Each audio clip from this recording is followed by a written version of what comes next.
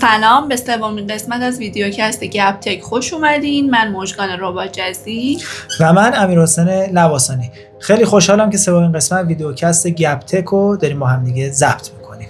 جلسه قبلی یا قسمت قبلی گفتیم این قسمت سراغ مایرازی بریم. شاید حالا به رازی تک خیلی ربط نداشته باشه، ولی آخر سر این ربط‌تر هم بهتون میگم. دنبال فناوری و تکنولوژی های بیمه رازی هم هستیم. خب مایرازی چیه؟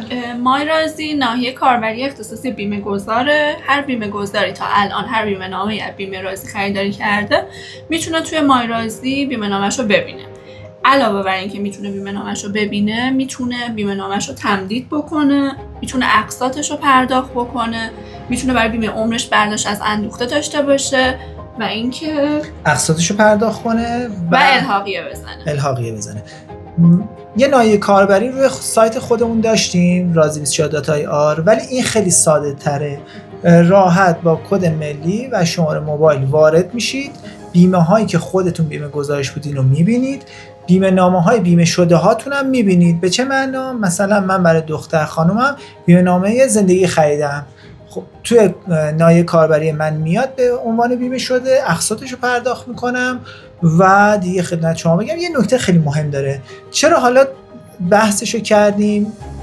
موضوع تکنولوژیه و به رازی تک هم ربط داره. ارتباطش کجاست؟ اونجایی که ما تو رازی تک تا صدور اومدیم جلو، برای بعضی بیمه نامه هامون گواهی بیمه نامه هم قرار دادیم، ولی گواهیه. یه سری‌ها دوست دارن حتما خود تصویر بیمه نامه‌شون رو داشته باشن. توی مایرازی شما خیلی راحت میتونید بیمه نامه رو پیدا کنی، چاپ بیمه نامه رو بزنید. میتونم بیمه نامه رو داشته باشم. بله. تو مایرازی. نکته دیگه ای هست؟ نه.